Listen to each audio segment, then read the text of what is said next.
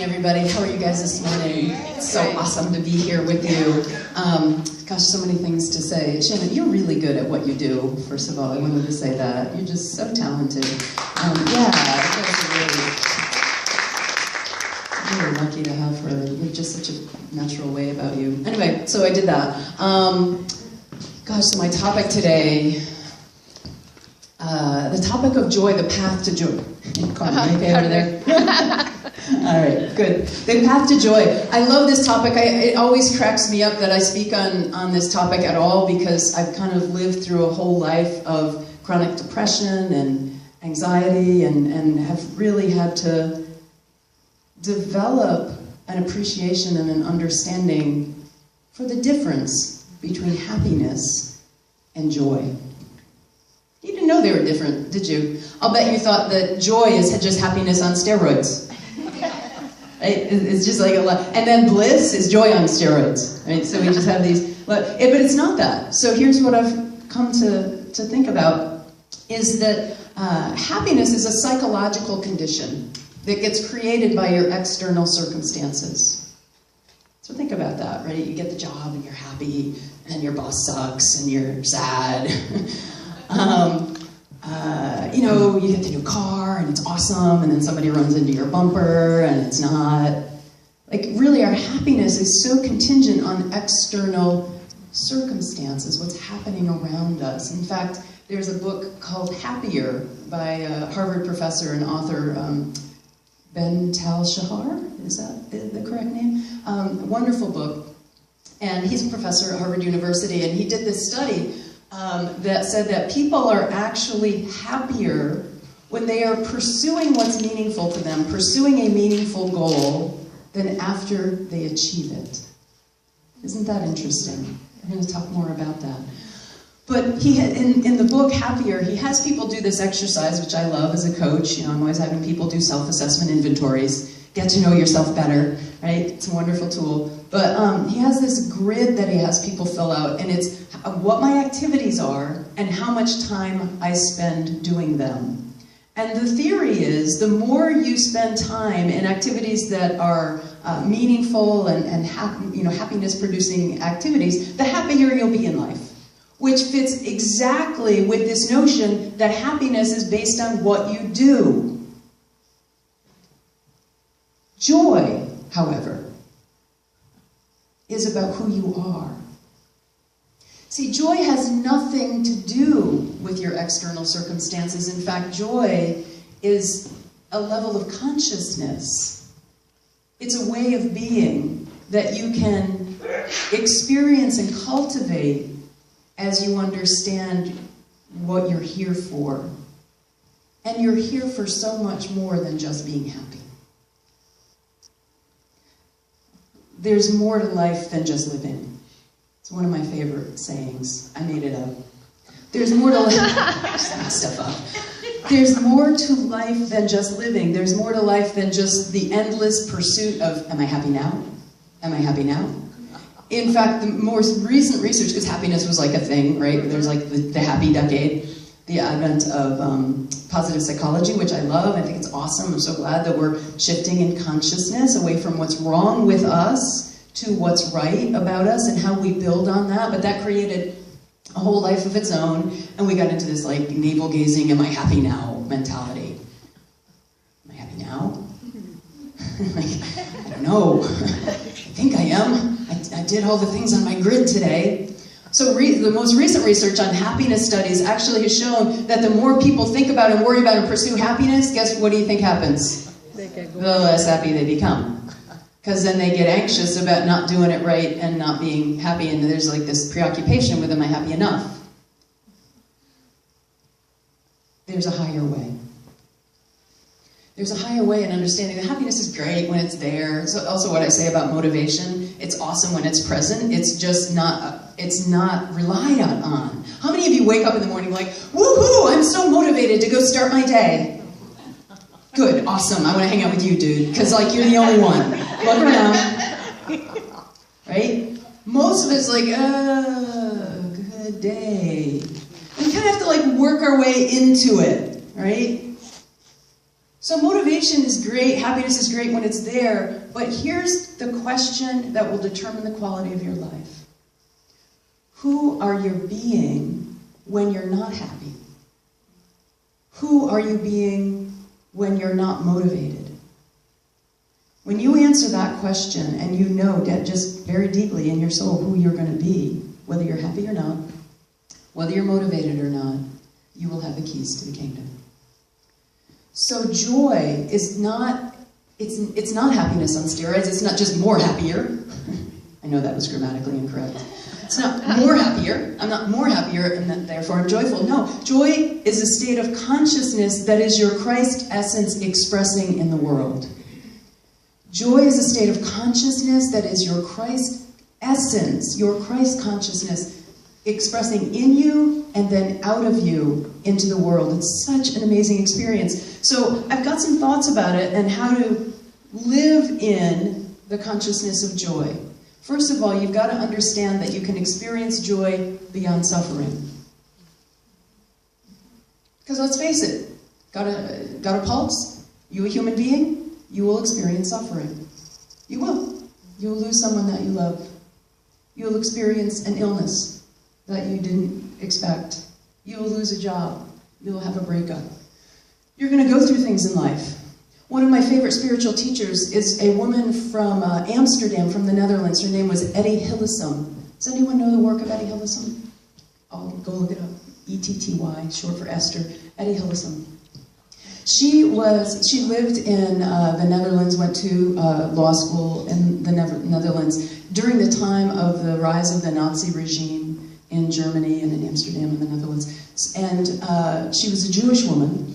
And Etty was, she worked for, after she got out of law school, she worked for the Jewish Arts Council, the Cultural Council of the Jewish Cultural Council was her job. And because of her position, she would get sent to the concentration camps. She went to Westerbork, a concentration camp. But because of her role in the Jewish society, she actually could leave. She was one of the people that could leave the concentration camps. And so she would go back and forth. She'd spend 2 or 3 weeks or a month in the camps, and then they would release her, and she would go back to do her job at the Jewish Council. And she had gone back and forth 3 or 4 times, and then things were heating up, and it was becoming increasingly clear that people who were going to the concentration camps were not leaving. They weren't coming back. People weren't hearing from them. And it became more and more clear that the Jews, in fact, were being killed. So her friends implored her when she was released, don't go back, go into hiding. We can find places for you. You know, you can get through this. And she said, no, I want to know the plight of my people. And I want to share with you a quote from her book, The Interrupted Life of Etty Hillesum, her published diaries. She says this, what the Nazis are after is our total destruction. I accept it. I know it now, and I shall not burden others with my fears. I shall not be bitter if others fail to grasp what is happening to us Jews. I work and continue to live with the same conviction that life is meaningful. Yes, meaningful, although I dare not say so in company these days. Living and dying, sorrow and joy, the blisters on my feet and the jasmine flower behind my house, the persecution, the unspeakable horrors. It is all as one for me, and I accept it.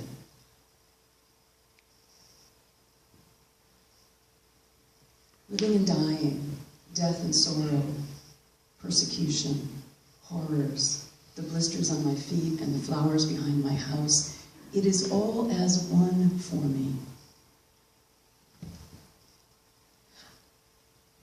It's amazing to me to read that. Sorrow and joy, all as one for me. So look for yourself. Do you experience life? It is all as one for me. My conviction that life itself is meaningful. So I don't know about you all, but since the end of November, up until yesterday, I have felt a certain amount of despair about what has happened in our country, the divided states of America, the rise in hate crimes that has happened in our country. And I've been somewhat despairing about it. And then yesterday, this enormous global uprising around the values that I stand in and that I stand for, the values of oneness and unity and peace and love, that we are one consciousness expressing. And I felt such hope. And then I read this last night as I was preparing for my talk, and I thought, I have so far to grow. Because I'm not experiencing the whole of it as one life expressing, that we always have the opportunity to see life, to know life, to enjoy life, and to experience. This is life expressing. Now, who am I going to be in the face of that? And yesterday, millions of people stood up and said who they were going to be. One of my favorite quotes, James chapter 1, verses 2 and 3. Consider it pure joy, my brothers and sisters, when you face trials of many kinds. So that's just weird. Let me say it again in case you weren't listening. Consider it pure joy, my brothers and sisters, when you face trials of many kinds. Nobody does that. How many of you wow, you've you're up against it and you're like, wow, I got the joy, joy, joy, joy. Nobody does that. I don't know anybody who does that. And then the verse goes on to say, because you understand that the testing of your faith creates perseverance. So how do you know joy? You know joy. Consider it pure joy when you face trials, not of any kind, not like the random run-of-the-mill trial that comes your way. No, many kinds. Face trials of many kinds. Wow. So who should we be right now as a country? We should be joyful. Because we're, as a people, we are experiencing trials of many kinds. Because testing your faith produces perseverance. Can we continue to see God? Yes, we can. Yes, we can. Yes, we will. Yes, we are. So that joy through suffering. There's room for us to grow. And then as you do that, as you grow through this and understand, then what immediately comes forth from that, when you understand that you can experience joy through suffering, is there's this life force in you that wants to come out. There's this life force that wants to be born in you and through you. The joy of self-expression. The joy of self-expression. What kills most people in life is not going out there, living out loud, taking chances, marching, having your values on your sleeve. What kills most people is not taking risks and living large. What kills most people is not living at all. Having that desire, but not expressing it. Having that sense of wanting to speak out, but swallowing your words. No one, at the end of a weekend of a Netflix, series run, emerges from that weekend like, woohoo, I feel so alive. You just don't do that. Thoreau wrote in Walden Pond, most men lead lives of quiet desperation and die with their songs still in them. That's what kills most people, not this sense of self-expression. Do you know who George Mallory was? Anyway, you'll all know when I tell you. Anyone off the top of your head? No, George Mallory was the first man to climb Mount Everest. Remember that? In the 1920s? And between 1920 and 1924, when he eventually perished climbing Mount Everest, he led 3 expeditions trying to summit Mount Everest. And he is credited as the first man of having actually summited the mountain. But in fact, his body was found about 2,000 feet short of the summit. His body was found in 1992. And his clothing had his name on it. That's how people knew that it was That was George Mallory. And when they found his body, his face was, toward the mountain, his toes were into the mountain, and even his fingers were grasping the stone in the mountain, moving forward, moving upward, not resigned, never quitting, never giving up, and that he took his last breath. Isn't that amazing? Joy as self-expression. He was asked in 1924 this amazing question. Why climb Everest?